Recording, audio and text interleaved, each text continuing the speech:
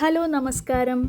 നമുക്ക് നാട്ടിൽ നിന്ന് ഒരു 3-4 ദിവസത്തെ ഇൻ്റർനാഷണൽ ട്രിപ്പിന് പോകണമെങ്കിൽ ഏറ്റവും കംഫർട്ടബിൾ ആയിട്ടുള്ളൊരു പ്ലേസാണ് മലേഷ്യ. ഒന്നാമത്തെ കാര്യം, അങ്ങോട്ടേക്ക് പോകാൻ നമുക്ക് വിസ വേണ്ട. പിന്നെ അവിടെ ചെന്ന് ഇറങ്ങുമ്പം എയർപോർട്ടിൽ ചെക്കിങ്ങിന് നമ്മൾ അറൈവൽ കാർഡ് കാണിക്കേണ്ടതുണ്ട്. അത് നമ്മുടെ ടൂർ ഏജൻറ്റ് തന്നെ നമുക്ക് ഓൺലൈനായിട്ട് ശരിയാക്കി തരും. ഞങ്ങൾ മലേഷ്യയ്ക്ക് കൊച്ചിൻ ഇൻ്റർനാഷണൽ എയർപോർട്ടിൽ നിന്ന് കോലാലംപൂരിലേക്കുള്ള ടിക്കറ്റാണ് എടുത്തിരിക്കുന്നത്.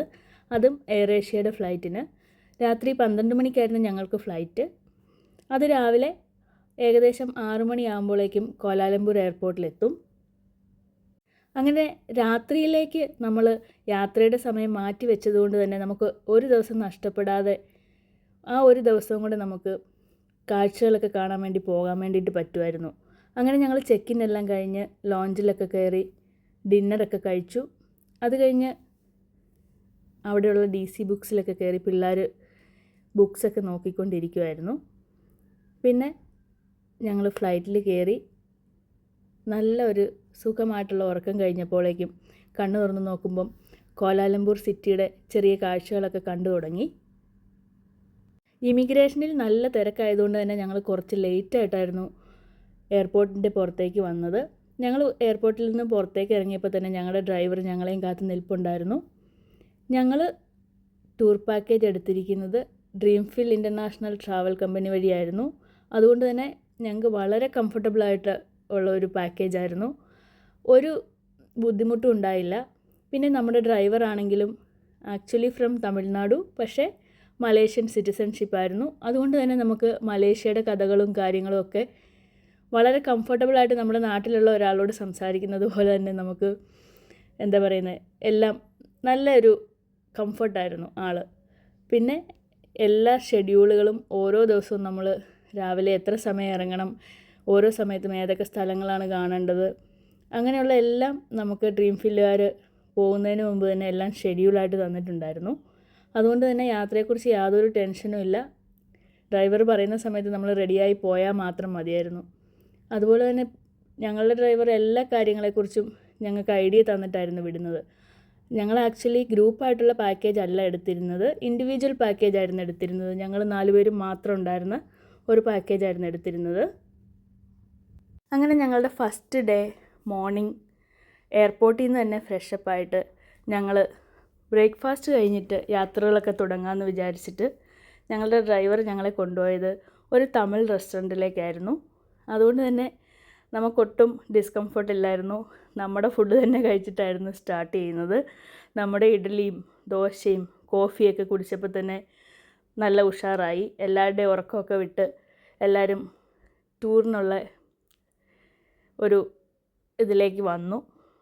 അങ്ങനെ ഞങ്ങൾ ബ്രേക്ക്ഫാസ്റ്റൊക്കെ കഴിച്ചിട്ട് ആദ്യം ഞങ്ങൾ പോകുന്നത് പുത്രജയ ടൂറായിരുന്നു. പുത്രജയയിൽ ആദ്യം ഞങ്ങൾക്ക് കാണാൻ വേണ്ടി തന്നിരുന്നത് പിങ്ക് മോസ്ക് ആയിരുന്നു. പിങ്ക് മോസ്ക് എന്ന് പറയുമ്പം നല്ല പിങ്ക് കളറിലുള്ള ഗ്രാനൈറ്റ് കൊണ്ടായിരുന്നു അത് മൊത്തം ഉണ്ടാക്കിയിരുന്നത്. അതും കാണാൻ ഭയങ്കര ഭംഗിയാണ്. നമ്മൾ ഫോട്ടോസിലും വീഡിയോസിലും ഒന്നും കാണുന്നത് പോലെയല്ല, നമ്മുടെ കണ്ണുകൾ കൊണ്ട് കാണുമ്പം പറഞ്ഞറിയിക്കാൻ പറ്റാത്തൊരു ഭംഗിയായിരുന്നു. അവിടെ നമ്മൾ കയറണമെങ്കിൽ നമ്മൾ അവരുടെ ട്രഡീഷണൽ ആയിട്ടുള്ള ഡ്രസ്സും ഒക്കെ നമുക്ക് തരും. അതിനൊന്നും പ്രത്യേക ചാർജൊന്നുമില്ല, ഫ്രീ ആയിട്ട് തന്നെ. അങ്ങനെ ഞങ്ങൾ പുത്രജയയിലെ പിങ്ക് മോസ്ക് കാണാൻ വേണ്ടി കയറി. ഈ പള്ളി പുത്രജയയിലെ പുത്രജയ തടാകത്തിൻ്റെ തീരത്താണ് സ്ഥിതി ചെയ്യുന്നത്. പ്രകൃതി സൗന്ദര്യവും ആധുനിക ശില്പകലയും ഒരുമിച്ചുള്ള ഈ പള്ളി പേർഷ്യൻ ശൈലിയുടെയും ഇസ്ലാമിക് ആർക്കിടെക്റ്റിൻ്റെയും സ്വാധീനത്തിൽ രൂപകൽപ്പന ചെയ്തതാണ്. പള്ളിയുടെ വലിയ ഗുംബവും ഉയർന്ന മിനാരവും വിശാലമായ പ്രാർത്ഥനാ ഹാളും ഒക്കെ ഇതിൻ്റെ പ്രത്യേകതയാണ്. ഒരേ സമയം ആയിരക്കണക്കിന് ആൾക്കാർക്ക് ഇവിടെ നമസ്കാരം നടത്താൻ കഴിയും. പിങ്ക് നിറത്തിലുള്ള കെട്ടിടവും തടാകത്തിൻ്റെ പ്രതിഫലനവും ചേർന്ന കാഴ്ചകളൊക്കെ നമുക്ക് ഫോട്ടോസൊക്കെ എടുക്കാൻ വേണ്ടിയിട്ട് ഏറെ ആകർഷകരമായ ഒന്നാണ്. മലേഷ്യയിലെ പുത്രജയ ലേക്ക് പുത്രജയ നഗരത്തിൻ്റെ ഹൃദയഭാഗത്തുള്ള മനോഹരമായ മനുഷ്യനിർമ്മിത തടാകമാണ്. ഏകദേശം 650 ഹെക്ടർ വിസ്തീർണമുണ്ട് ഈ തടാകത്തിന്. ഈ തടാകത്തിൻ്റെ മെയിൻ ആകർഷണം എന്താണെന്ന് വെച്ചാൽ തടാകത്തിൻ്റെ ചുറ്റുപാടും ഉള്ള സൗന്ദര്യം കാരണം നമുക്കൊക്കെ ഒരുപാട് ഫോട്ടോസൊക്കെ എടുക്കാൻ പറ്റിയ പ്രിയപ്പെട്ട ഒരു സ്ഥലമാണത്. അങ്ങനെ ഞങ്ങൾ പള്ളിയിൽ നിന്ന് അതിൻ്റെ കാഴ്ചകളെല്ലാം കണ്ട് ഇറങ്ങിയിട്ട് ഞങ്ങൾ പുത്രജയ തടാകത്തിൻ്റെ കാഴ്ചകളൊക്കെ കണ്ട് ഫോട്ടോസൊക്കെ എടുക്കാൻ വേണ്ടിയിട്ട് പോയി. പുത്രജയ മലേഷ്യയുടെ ഭരണ തലസ്ഥാനം കൂടിയാണ്. 1990കളിൽ കോലാലംപൂർ നഗരത്തിലെ തിരക്ക് കുറയ്ക്കാൻ വേണ്ടിയിട്ട് ആണ് ഇത് നിർമ്മിച്ചത്. മുൻ പ്രധാനമന്ത്രിയായിരുന്ന മഹാതിർ മുഹമ്മദാണ് ഈ പദ്ധതിക്ക് തുടക്കം കുറിച്ചത്. ഈ നഗരം ഗാർഡൻ സിറ്റി എന്ന പേരിലും കൂടി അറിയപ്പെടുന്നുണ്ട്. കാരണം ഇവിടെ പച്ചപ്പും മനോഹരവുമായ തടാകങ്ങളൊക്കെ കൂടുതലാണ്. പിന്നെ പ്രശസ്തമായ പിങ്ക് മോസ്കും ഇവിടെ സ്ഥിതി ചെയ്യുന്നു. ഇപ്പോൾ മലേഷ്യയെക്കുറിച്ച് പറയുവാണെങ്കിൽ ഏകദേശം 13 സംസ്ഥാനങ്ങളും 3 ഫെഡറൽ ടെറിട്ടറികളും ഉണ്ട്. ചുരുക്കത്തിൽ പുത്രജയ ഒരു ആധുനികവും മനോഹരവുമായ ഭരണ നഗരമാണ്. മലേഷ്യയുടെ വികസനത്തിൻ്റെ ഒരു മികച്ച ഉദാഹരണം കൂടിയാണ് ഈ പുത്രജയ എന്ന് പറയുന്ന സ്ഥലം. അങ്ങനെ നമ്മുടെ ആദ്യത്തെ ദിവസത്തെ ഉച്ചവരെയുള്ള ടൂറ് ഇവിടെ കൊണ്ട് പൂർത്തിയാവുകയാണ്. പുത്രജയ കണ്ടിട്ട് ഇനി നമ്മൾ പോകുന്നത് ലഞ്ചൊക്കെ കഴിഞ്ഞിട്ട് ഒരു ചൈനീസ് ടെമ്പിൾ കാണാൻ വേണ്ടിയിട്ടാണ്.